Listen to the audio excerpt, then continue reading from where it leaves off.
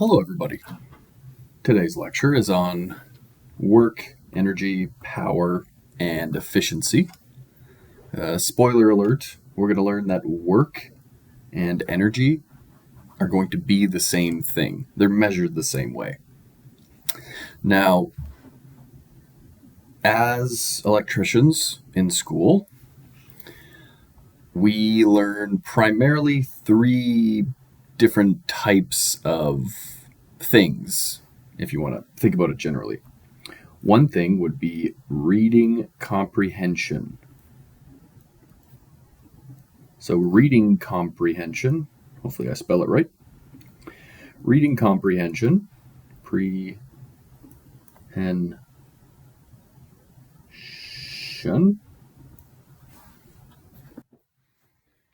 is what we basically do in code class. We read the code book, we interpret what the code book is telling us or what the rule is, and then we respond to questions with hopefully the correct answer. Now we do reading comprehension in all of our tests, exams, any questions you come across, such as the questions in the modules. Reading, interpreting, and then answering the question is essentially reading comprehension. And so that's a skill that takes practice. It's easier for some than others. We also, as electricians in school, do or utilize mathematics, right? Our formulas and all the adding, subtracting, multiplying, solving circuitry problems with our Ohm's law and other formulas that we use.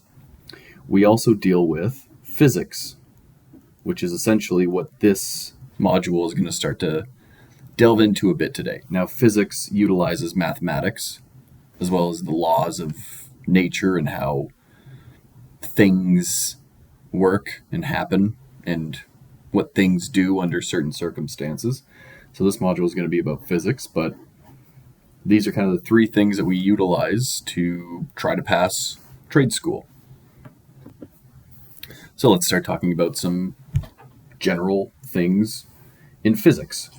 Now, your module gives you three terms to learn about: mass, weight, and force. So, for example, this is a bag of flour on a scale.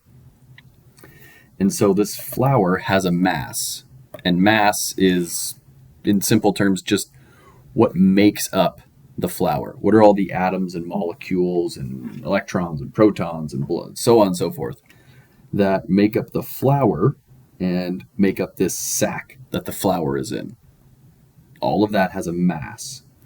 But when we weigh something, and generally we're weighing things on the planet Earth, when we weigh something, we're weighing gravity, right here, acting on that mass.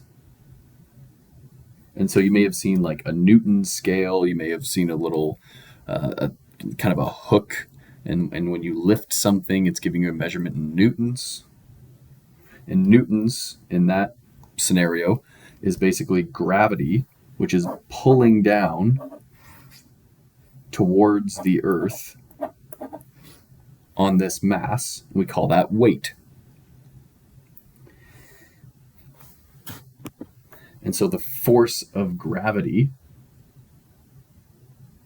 is measured in newtons, as I believe I said.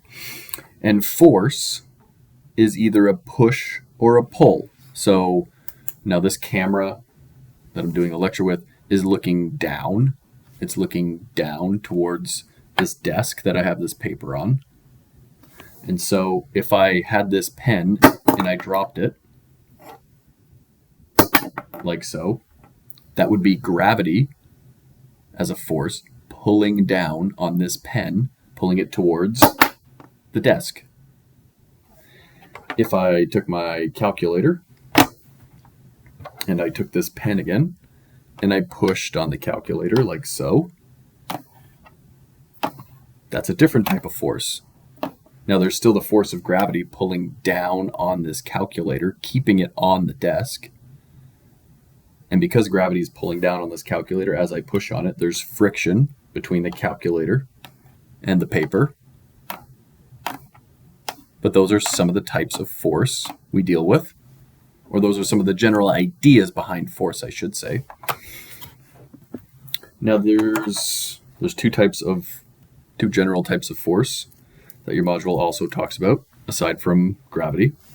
It talks about kinetic force and potential force. And so this is a spring from a pen. And so I can use the kinetic force of my fingers to compress this spring. And if I squeezed it all the way down and kept it compressed, we would say at the moment that this spring has potential force and it wants to basically explode. And so if I release some of that tension, the spring shoots away. And then it has kinetic force as it's flying across the desk. So those are just it's kind of a simple example of potential versus kinetic force. If I were to stand up, I'd be using muscles and ligaments and cartilage and all the stuff that my body's made of. I'd be using those muscles to work against the force of gravity. Much like these springs on this scale are pushing back against the force of gravity, pushing back on this mass. So if you ever heard that, you would weigh different on the moon than you would on Earth, your mass is the same, but the force of gravity on the moon is different than on the Earth. So you would weigh something different. Basically, you would weigh something more on Earth because the Earth is a larger mass, so it has a larger gravitational force acting on the other masses around the Earth. Okay, now we talked about electromotive force, or EMF, right? When we drew a circuit, we've seen hundreds of these now. This is just a series resistive circuit, and we said, yeah, this is our E, it equals 120, right? That E is electromotive force. Now, electromotive force is not exactly a force, so it's a little bit misleading. What we're really talking about there is basically electrical pressure. And so when we create EMF, and we're going to talk about how we do that in the next module. When we create EMF and we have negative particles over here and positive particles over here, and we separate them, or we agitate them, or whatever we do to say that we created electromotive force, we're creating this tension, this electrical pressure. And so, for example, let's say this is a battery, and we would have our negative terminal here, and we would have our this little nub that usually denotes the positive terminal, and we hook up this source of EMF, this source of electrical pressure, to a circuit. That pressure gets relieved by these particles flowing through the circuit, and we say that we have current going through the circuit. So I just wanted to explain that in case you were thinking of EMF as one of the types of forces. There is electromagnetic force, which may also be called EMF, but that's not what I'm talking about. This EMF is electromotive force. So let's start to get into the math behind the physics and some of the new formulas and reworking of old formulas that we're gonna use to solve some power problems. When we apply force over distance, we get this formula, which would be W for work equals force represented as F, times distance. So the amount of force it takes and the amount of distance is going to tell us how much work is done. Now, work is measured in joules, which is symbolized by a J. And force, as we just said, is measured in newtons. And distance is measured in meters. Nope, sorry, that's not how you draw an M. That's not how you print an M. So a joule is equal to newtons times meters. So the more force you use, the more distance you travel, the more energy you use, or the more work you do. Now, I just said energy because, and your module says this exact same thing.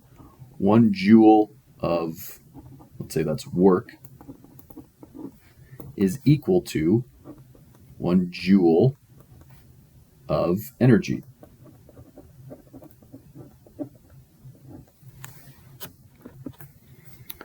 So as I drop this pen onto the desk, we'll do it one more time. That pen fell a certain amount of distance, and it had the force of gravity acting on it. So as the pen falls, it's building up potential energy, and when it hits the desk, then it's expending or using, or we call it, then it's doing kinetic force. So it has potential energy up here, and when I drop it and it hits the desk, then that's kinetic force or kinetic energy. But let's not get too caught up on the physics side of it, even though if that interests you, then after you get your ticket, you can go be a physicist. Nothing wrong with that. There's lots of good stuff to do with physics in the world. But power, which we're going to measure in watts, power is work done or energy used over time. So the more work we can do in the shorter amount of time is how we get more power. So if you look at the meter beside your house, or maybe you can see an electrical meter in an alleyway, it'll have a number on it, and it'll usually say kilowatt hours, and you get charged by the utilities for the energy you use over time, and that's how they measure the power, or the kilowatt hours. And so from this formula, we get to power equals energy over time.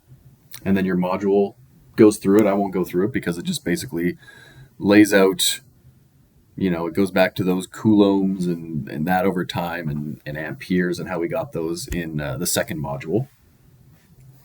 But then it brings us to power also equals voltage times current, or volts times amps.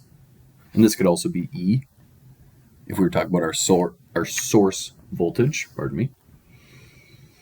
And then we remember our Ohm's law formula, which we could write it a few ways. I'm going to write it as E equals I times R. And then your module breaks down, if E equals I times R, well, then you can replace this with I times R. So then we could get P equals I squared times R. And we're going to start to call this line loss formula. Now, we looked at that a bit in the Edison 3-wire because we were wondering, about the losses when we have a high resistance neutral and an unbalanced load and all those types of those fun things that we try to avoid. And then we also have P equals V squared over R. It's another way to find power. And so with this new variable of power, we get a couple different formulas. that we can transpose and rework if we need to. There's another formula that you don't really need to memorize or have practice with. It's pretty simple, and it's just adding up power, which is to say power total equals P1 plus P2 plus P3, so on and so forth.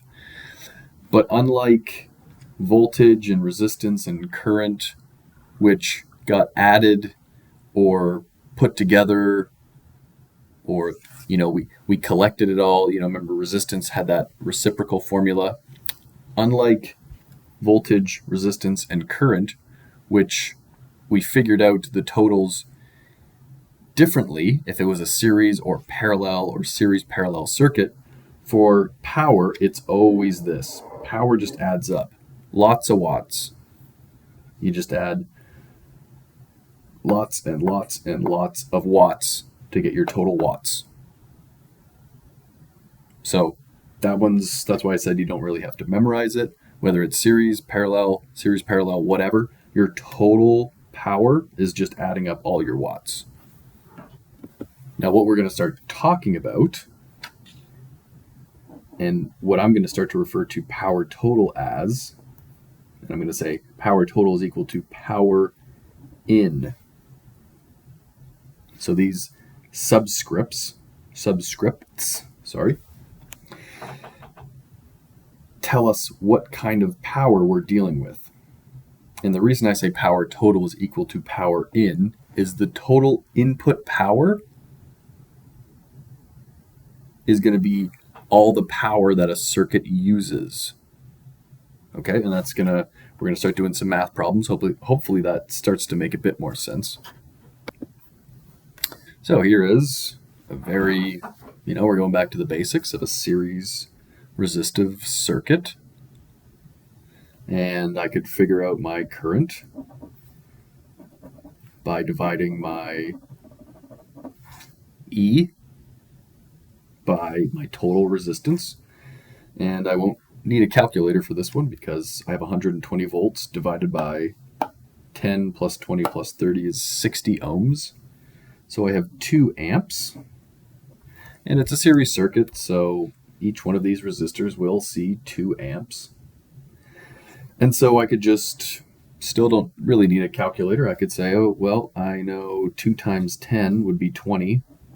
So across this resistor is going to drop 20 volts, and then this will be 40 volts, and then I could do 120 minus 20 minus 40 to get 60 volts, or I could do 2 amps times 30 ohms. That's just kind of a quick review of some of the series resistive circuits. So, okay, cool. Hopefully we know how to do that now. If you don't, you definitely need to go back and review, because these kind of simple aspects of series and parallel circuits is going to show up in all of our power calculations now. But now we have this new variable of P. Now I usually like to stick with P equals V times I, because that's just a very easy formula to remember, at least for me. So 2 times 20, because I have 20 volts dropped across this resistor. And so that resistor, we say, is going to use 40 watts. Same thing here, 2 amps times 40 volts is going to give me 80 watts.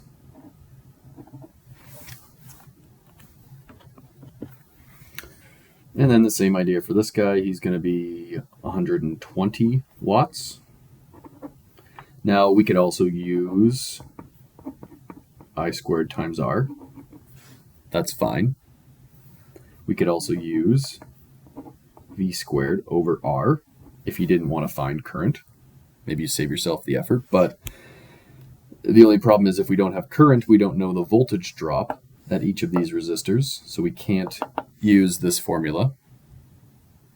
But anyway, we could add up each of these powers, or we could do P total equals E times I total. Now it's a series circuit, so once we find our current, we know what our I total is. If we find our current anywhere in a series circuit, right? And so we could add up each of these wattages, or we could just calculate it this way. Both are fine. If we wanted to do P equals I squared times R, we would have to make sure we're working with R total if we wanted our P total, and same thing with P equals V squared over R. So those are just some things to remember when we're working through with these formulas. And so we have a parallel circuit now with some light bulbs. If you've ever wondered why light bulbs are rated like this, that's just the energy they use. And so the more energy they use, the brighter they're going to be. Now it has to be rated to, take more energy, if you will. But in this parallel circuit right now, we would have 120 volts at every single bulb.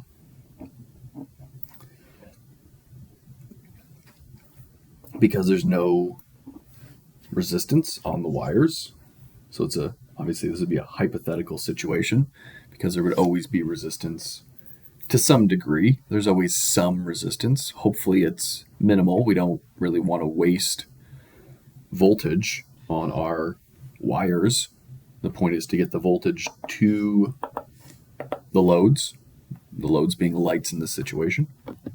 And so if I wanted my P total, assuming everything gets rated voltage, I could just add up each of these.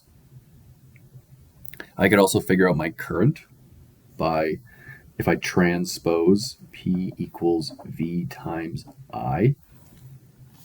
Sorry to show that. I could transpose this and find out that P divided by V equals my current. Super. I could figure out the resistance of each light bulb by transposing my P equals V squared over R. And in case you struggle with transposing, just know that if I have this type of formula, if I have 3 variables, then switching the denominator on one side with the lone variable on the other side is mathematically correct. So if I have P equals V squared over R, that's the same as R equals V squared over P. Okay, another example just to make sure that what I just said makes sense. If I had X equals Y over Z, that formula would be the same thing as Z equals Y over X. Okay, in case anyone's struggling with transposing and we're not late in the course, but we're a ways into the course and you want to save yourself some time on exams, and especially on the TQ, you want to make sure you're as efficient as you can be. So that's one little thing to remember for transposing. Another thing I wanted to do with this situation is a little bit of ratio math, in case anyone's been having problems with it. And what I mean by ratio math is sometimes a question will say, I'm just going to make up a hypothetical here. Let's say a question says, for every 112 meters of wire, I have 2.3 ohms of resistance. 112 meters of wire gives me 2.3 ohms of resistance.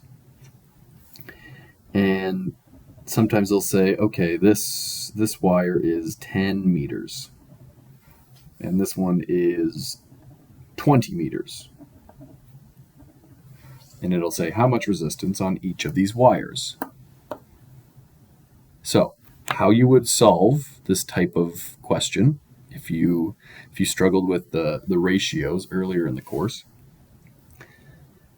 is by doing the following. So I'm going to say that this is going to be my x value, and this is going to be my y value. And I'm just using random variables. So when I do my calculations, I know where that number goes. So I'm going to solve for x. I know I have 10 meters.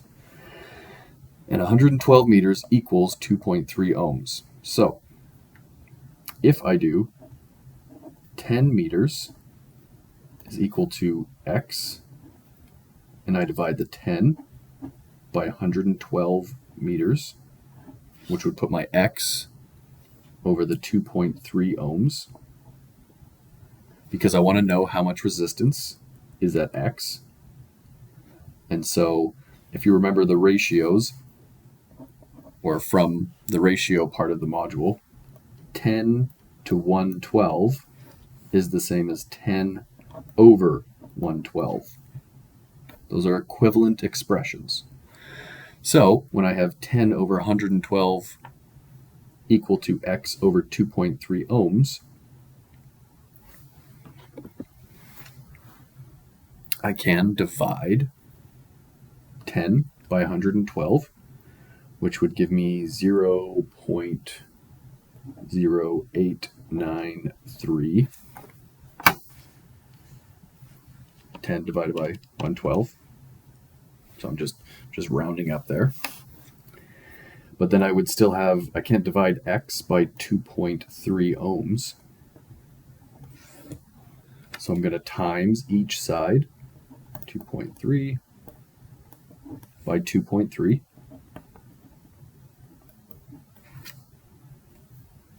So I left that number in my calculator, just times 2.3. Gives me 0.205. So I'm going to say 0.21 is going to be my ohmic value for x. Maybe I'll circle that to point it out to myself. So that's a little bit of ratio math in case anyone was struggling with it. So that's what x is, and I know that y is twice as long as x. So I can either do the same type of math, but with the 20 meters up top, or I can just say that y is equal to 2 times x, which would mean that y equals, now 2 times this number is 0.41, so y is equal to 0.41 ohms.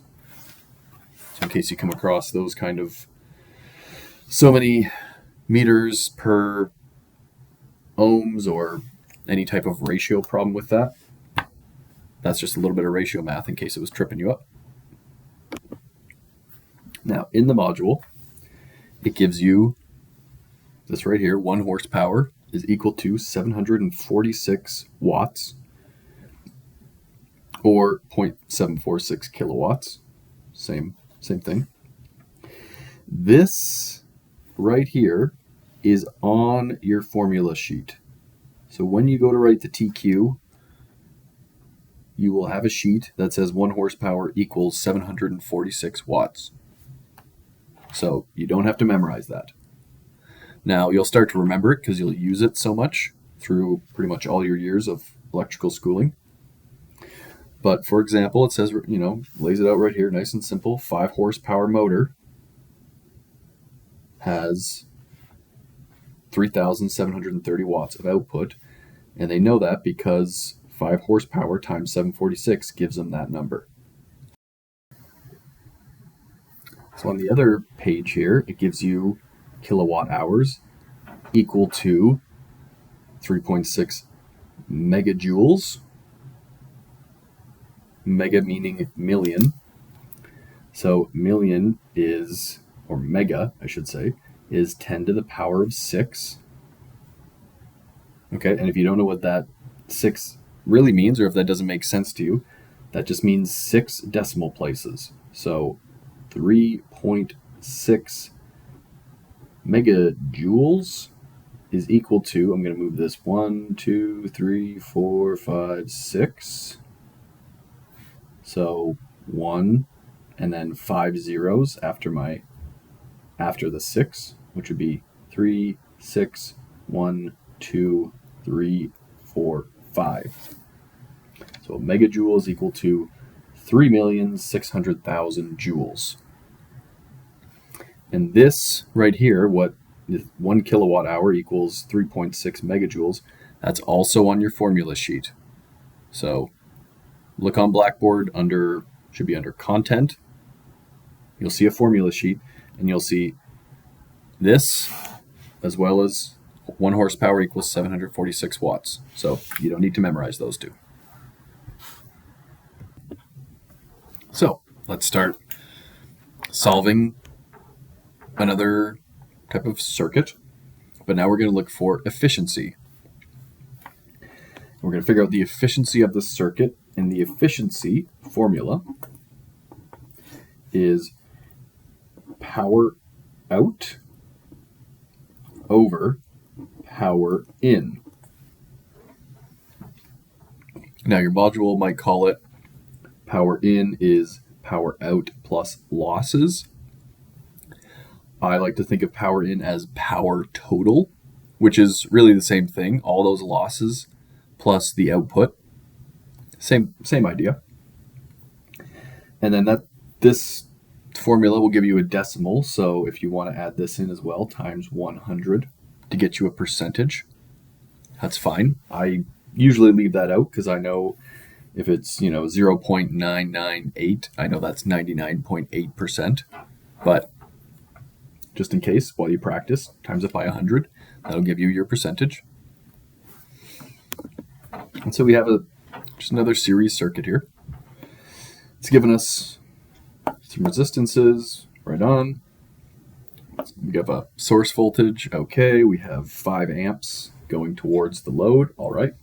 So with having the 5 amps and I have 1 ohm of resistance, I can figure out my line loss on each side or each wire, because my line loss formula was P equals I squared times R. And you could also figure out your volt drops at each and use a different power formula if that's what you're comfortable with, because we know that 5 times 1 is going to be 5 volts dropped on line 1, or because of the resistance on line 1, I should say. And same on the other side, 5 volts. And so I squared times R, so 5 squared times 1, well, it's going to be the same thing as just squaring 5, and 5 squared is 25. So we have 25 watts on line 1, and we have 25 watts on line 2, and that's basically losses, because it's not really anything that's doing work for us. It's just losses due to heat, essentially. It's losses due to heat, and that heat is caused by a current going on this wire, and the resistance, which is the opposition to current, that resistance is causing the heat. And so that's just our losses. So with 5 volts being dropped here, 5 volts being dropped here, 120 total, we remember that the voltage rises equal to the sum of the voltage drops. So 120 would be equal to 120 minus 5, or sorry, the voltage at the load would be equal to 120 minus 5, which is going to give us 110 volts at this load. And so if I wanted to figure out all the rest of my variables, there's a couple things I could do. I could find my power total by multiplying 5 amps, which is my I total, by my E. So that would be power total equals E times I total. Yep, that totally works. I know that 5 amps will be going through this load, So that could give me my resistance at the load if I did 110 over 5 amps, which would just be 22 ohms. Maybe I'll write that right on here. And so I could also do 110 times 5 amps. So I could say power of load equals the voltage at the load times by the current at the load. And so the power there would be 550 watts. My total power, or let's start calling it our power in, our input power, is equal to 600 watts, which I could also get by just adding up all the power in the circuit. I would add up 25 watts plus 550 watts plus 25 watts. That'll also give me 600 watts. And so my efficiency equals 550 watts. That's my power out. That's whatever this load is that's using this 550 watts. That 550 watts is what is the actual work being done, if you want to think of it that way. That 550 is doing something for us. But these 25 watts on the line, once again, are just losses. They're not productive. They're not really useful to us, but they happen all the same. So back to the efficiency formula. 550 divided by 600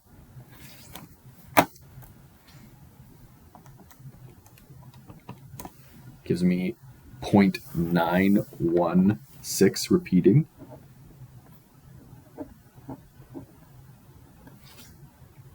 And if you times that by 100, that's the same as moving the decimal 2 places. So that's equal to 91 point, we'll round up there just to 1 decimal place, 91.7% efficient circuit. So not too much more complicated than a series circuit, but we need to start to know what is power out and what is power in. So here we have a specific load. We have a motor. And motors actually have their own efficiency level.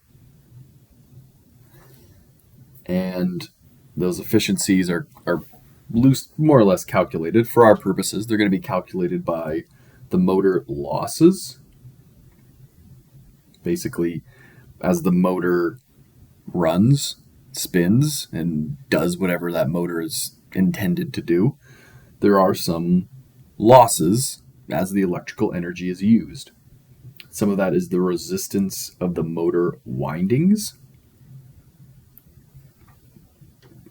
And so I'm going to just solve, excuse me, I'm going to solve this formula. I'm not even going to get the voltage. Don't really need it because I have some information that will satisfy enough, or it's enough information to solve for the power out and the power in.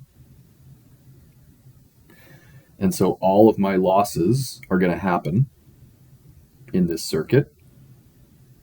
And then this motor is going to have some power out.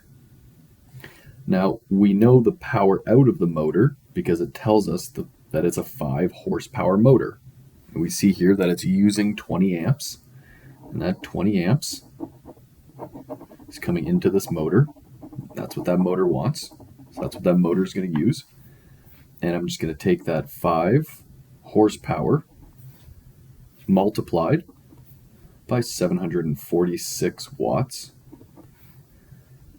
And that's going to give me the output power of my motor. So 5 times 746 equals 3,730 watts. Now, as I look through the rest of the circuit, I don't see anything else that is going to be doing work with this electrical energy. Should label that there. So the output power of this motor is my total power out, or that's all of my output power that's going to be coming out of this circuit. But unfortunately, there's a bunch of other things going on that's going to make this a little bit inefficient. So I have my I squared times R that I can use to find out my losses on each wire, on each line going to the motor. And you can just do that quite simply by doing 20 squared times 0.5. Okay, so 200 watts on this line and 200 watts on this line. It tells me I have these 200 watts, which are just other motor losses. And then I also have this resistance on the motor windings. So once again, I can just do, the motor's going to use 20 amps. It's a series circuit. I can do 20 amps squared times 1.2 ohms.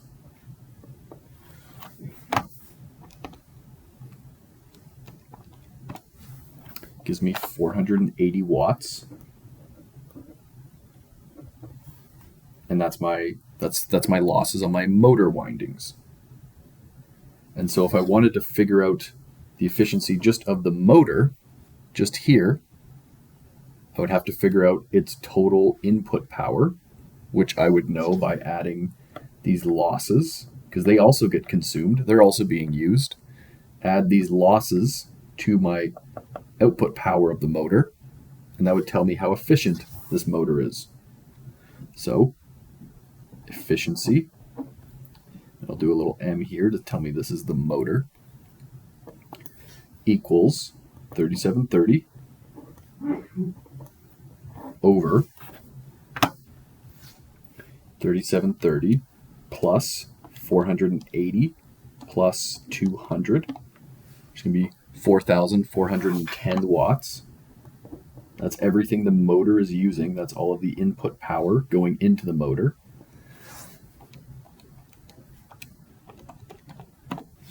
And the motor is going to be, or is, 58% efficient. Now, I'm going to divide this here so I don't confuse myself. The total efficiency of the circuit, however, has to account for all of the wattages. Lots of watts. Lots and lots of watts. But the output power, the useful power, you could call it, the power that's actually doing work, is still just this motor. This isn't work. This isn't useful wattage to me on these lines. So the efficiency of the circuit, little CCT subscript, is going to be equal to still just 3730 over, just going to add 400 to this number, so 4810 or 4,810 watts.